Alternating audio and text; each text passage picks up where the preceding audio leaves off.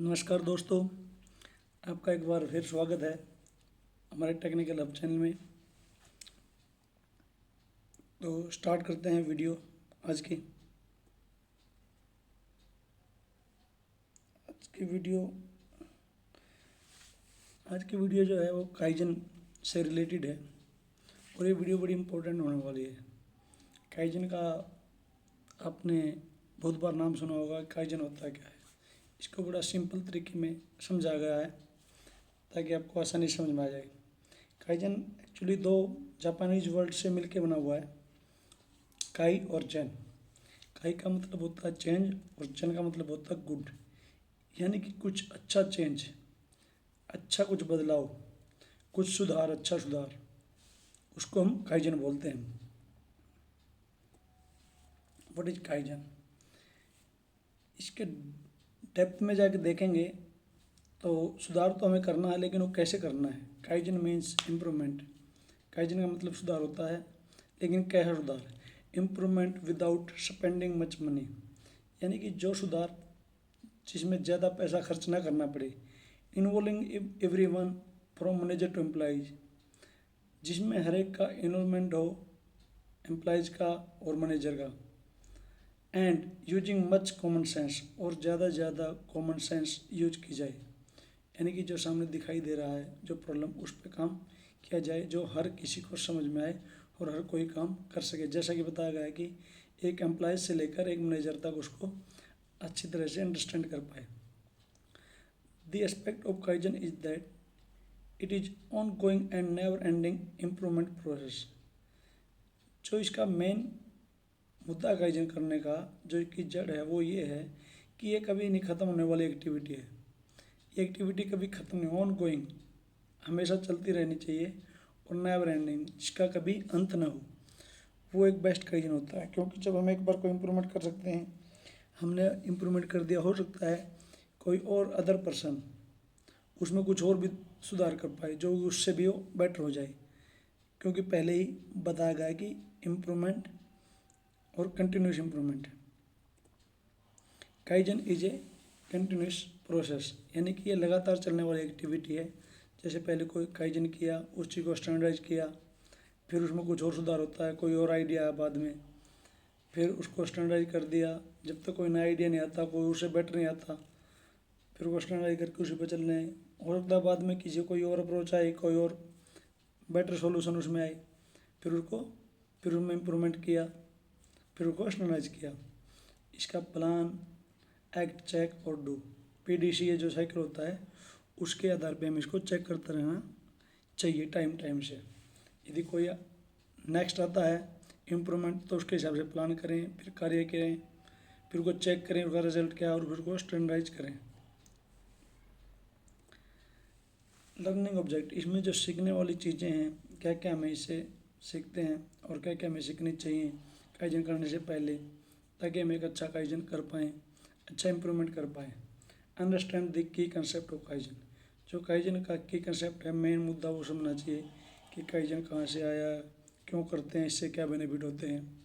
Manage kaizen activity as a mean to eliminate waste, जो wastage होती है उसको एलिमिनेट, हटाने के लिए काइजन करना चाहिए। कोई भी किसी भी तरह की वेस्टेज होती है, आगे चल के हम आपको बताएंगे। जो एक तरह की 8 टाइप वेस्टेज होती हैं वो। लर्न द एसेंशियल टूल्स, जो हमारे इंपॉर्टेंट टूल्स हैं उनको सीखना चाहिए, कामों को जो ज़रूरी काम है। And technique for problem solving, और उनको प्रॉब्लम सॉल्विंग के लिए उनको यूज करना आना चाहिए। Define the key step in conducting A kaizen event, kaizen event जैसे काइजन कमेटी बनाई, उसके मेंबर घोषित किए, और समय समय पर काइजन हो रहा है नहीं हो रहा है, किया है तो आफ्टर बिफोर को उसको डिस्प्ले किया कहीं पे, इस तरह की एक्टिविटी, ताकि लोगों का इन्वॉल्वमेंट उसमें आए। Understand the critical success factor in sustaining kaizen activity, जो क्रिटिकल सक्सेस है, यानी कि जो काम नहीं हो सकता, लगता मुश्किल है, उसमें धीरे धीरे सुधार करके उसको भी हम एक अच्छा काइजन कर सकते हैं, एक अच्छा सुधार कर सकते हैं। और उसको कैसे सस्टेन करना, मेंटेन करना उसको, और उसको समझना, सबको समझना चाहिए। इस तरह की एक्टिविटी ये काइजन के दौरान चलेंगे। काइजन, काइजन से क्या बेनिफिट होंगे और कैसे में काइजन करना चाहिए, किन किन तरीकों में। गुड हाउसकीपिंग, ये जैसे हमारा रख रखाव किसी चीज़ में सही नहीं है तो उसमें हम काइजन कर सकते हैं ताकि हमें चीज़ आसानी से मिल पाएँ और देखने में भी अच्छी लगें। जैसे कोई चीज़ें बिगड़ी पड़ी हैं, उसको देख के कोई भी देख के कहेगा कि ये बंदा मतलब भाई सही नहीं है, इसका हिसाब किताब, इसका रख रखाव सही नहीं है, और हम जब ढूंढने लगेंगे हमें वो चीज़ें नहीं मिलेंगी। और वेस्ट, जिसको मुद्दा बोलते हैं, उसको एलिमिनेशन, कोई भी चीज़ खराब है उसको वहाँ से हटाना है और फिर उनको स्टैंडर्डाइज करना है। इस तरह से हम एक अच्छा काइजन कर पाते हैं।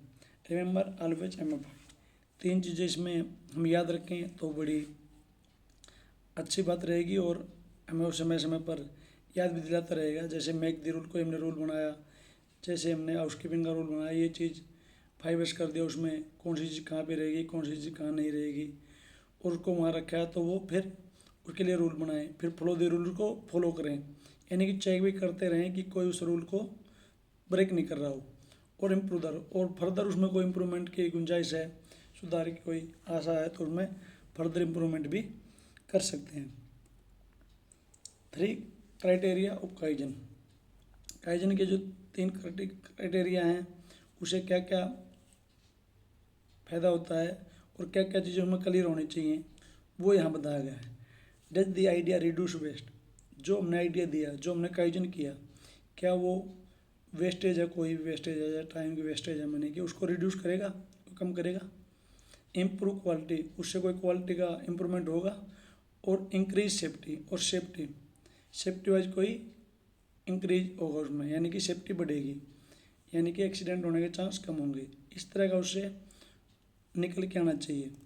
Touch it address the root cause, क्या ये जो मेन प्रॉब्लम है, जैसे हमने कोई काइजन किया कहीं पे तो उसमें उसका जो रूट काज था, जहाँ से वो पहले हमने जो प्रॉब्लम आई थी वो किस कारण आई थी, क्या वो रूट काज का हमें पता चला, क्या हम उस रूट काज को उठा पाए जहाँ से प्रॉब्लम आई थी।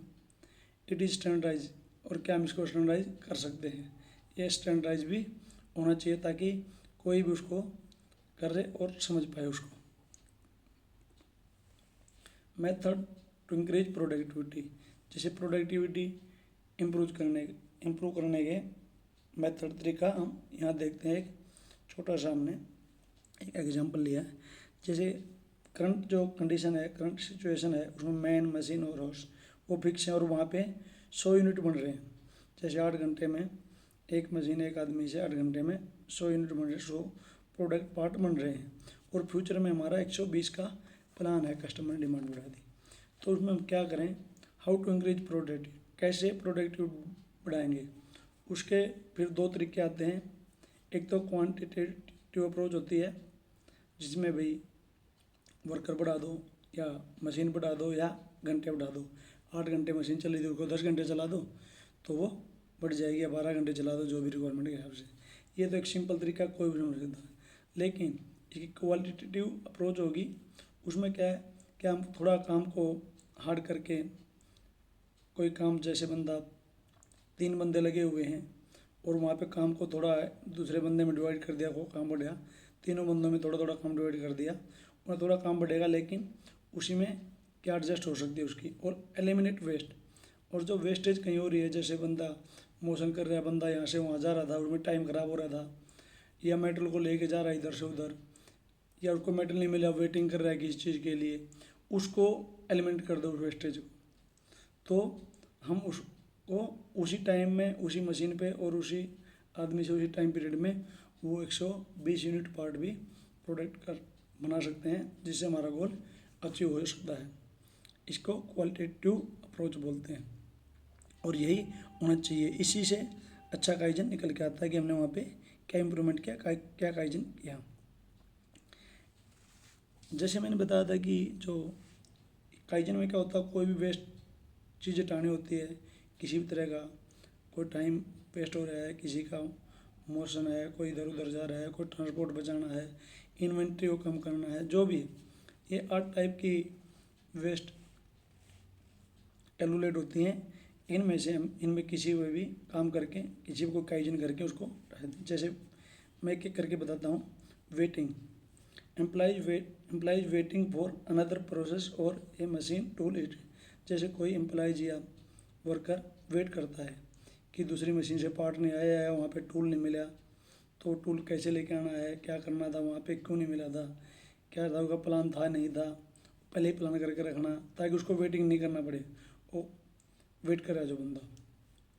Intellect using not using implies full intellectual contribution. जो आदमी की बौद्धिक शक्ति है, यानी कि एक होता है इंटेलिजेंट, एक होता है इंटेलिजेंट से भी स्मार्ट, यानी कि ज़्यादा हो इंटेलिजेंट, मोर इंटेलिजेंट, उसकी जो वो छुपी होती है, इंटेलिजेंट छुपा होता है बंदे का, वो निकाल के लाना। जैसे मैं कई एक्टिविटी शुरू की और हम नहीं उसमें दिमाग लगा रहे, उसमें सभी दिमाग लगा रहे, तो हो सकता है हमें वो चीज़ माइंड में नहीं आए, किसी तीसरे पर्सन के वो माइंड में आ जाए कि ऐसा करने से ये बेनिफिट हो सकता है। तो एम्प्लॉइज का बौद्धिक विकास करना और उनके बौद्धिक विकास का पूरा फायदा उठाना, ये काइजन में आता है।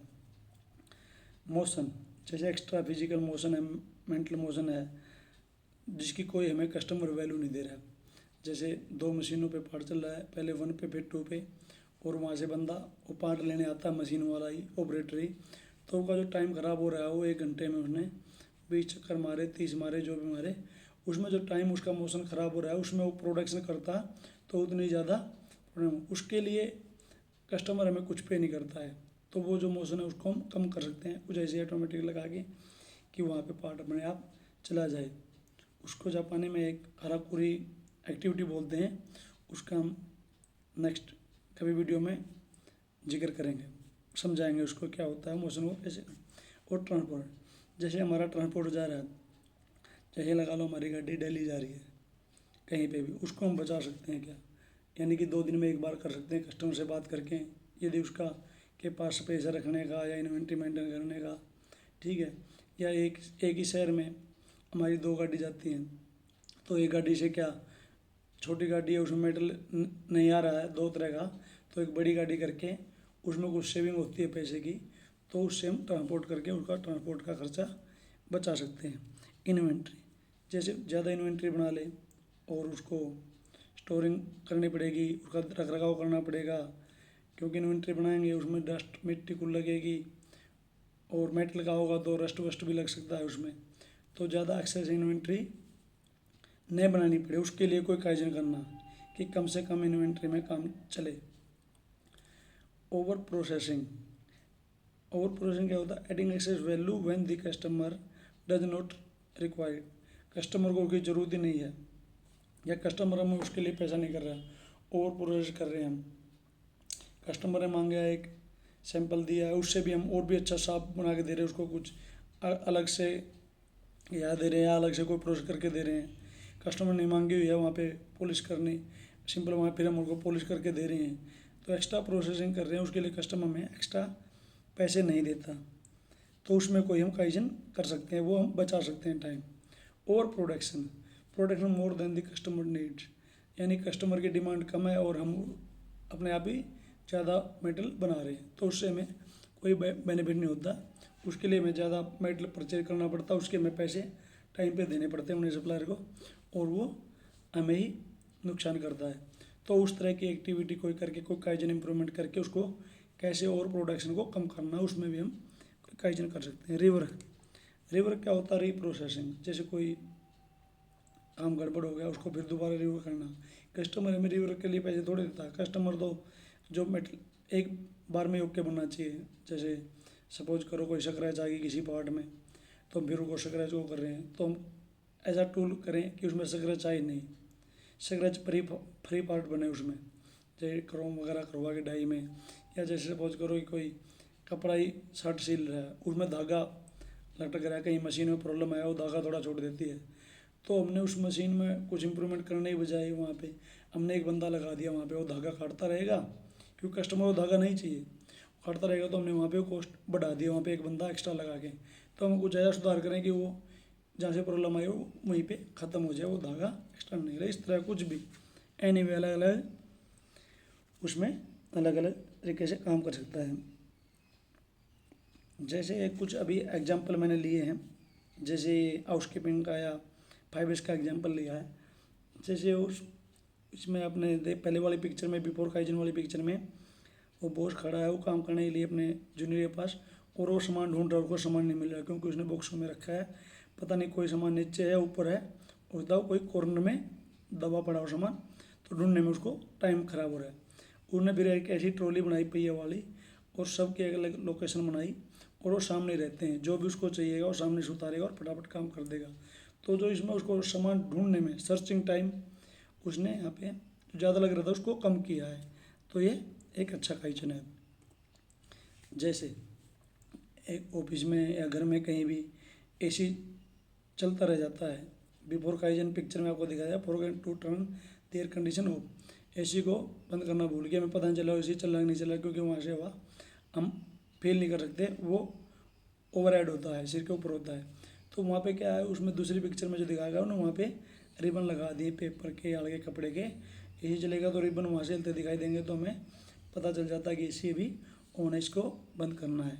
वो आँख से ही पता चल जाएगा, जबकि वो पहले वाला आँख से पता नहीं चल रहा था, उसको वहाँ जाके देखना पड़ रहा था। ये एक एक्स्ट्रा एग्जाम्पल है, ये भी गुड हाउसकीपिंग का एग्जाम्पल है। जैसे सामान कोई ट्रॉली में रखा है, कोई किधर है कोई किधर है, और उसको ढूंढने में, कोई बॉक्स है वो बॉक्स ही रखा है, उसमें बॉक्स खोलना पड़ेगा, सामान को ढूंढना पड़ेगा, निकालना पड़ेगा, और टाइम हमारा ख़राब होगा जब तक हमारा लाइन पे कोई ब्रेक डाउन होगा तो बढ़ता रहेगा। तो उसके लिए क्या किया उनने, रैक बनाए हैं, अलग अलग बिन रखे हैं, अलग अलग उसने मेटल रखा है, उसमें नामकरण किया होगा हर एक चीज़ का उसने नाम, और उसने नीचे भी नाम लिखा है कि किस तरफ का मेटल किस साइड में है, इससे मेटल ढूंढना आसान हो जाता है, जो हमारा सर्चिंग टाइम है वो कम हो रहा है। नेक्स्ट, ये जैसे does not know the screw is loose, जैसे कोई कहीं पे बोल्ट टाइट है, ये सेफ्टी का काइजन है, सेफ्टी को इम्प्रूव करने के लिए। जैसे उसमें मैंने बताया था कि क्या हमारे काइजन करने से कोई सेफ्टी इंप्रूव हो रही है, क्वालिटी इंप्रूव हो रही है, या कोई वेस्ट है वो कम हो रहा है कि नहीं हो रहा है। तो इस सेफ्टी का, जैसे कहीं बोल्ट लगा है, भाई देखो मशीन में कोई बोल्ट लग गया और वो खुल जाए तो उससे मशीन भी ख़राब हो सकती है, टूट सकती है, कोई टूल टूट सकता है, या आदमी को चोट लग सकती है ना। तो इसमें क्या है कि जो बोल्ट है जिसको खुलने का, यदि बार बार खुलता है कोई इस तरह का, तो उसमें बोल्ट को टाइट करके हम वहाँ पे मार्कर से, हमने जैसे येलो मार्कर से हमने पेंट की एक लाइन लगा दी ऊपर से नीचे, और जैसे ही बोल्ट लूज होएगा खुलेगा तो लाइन शिफ्ट हो जाएगी।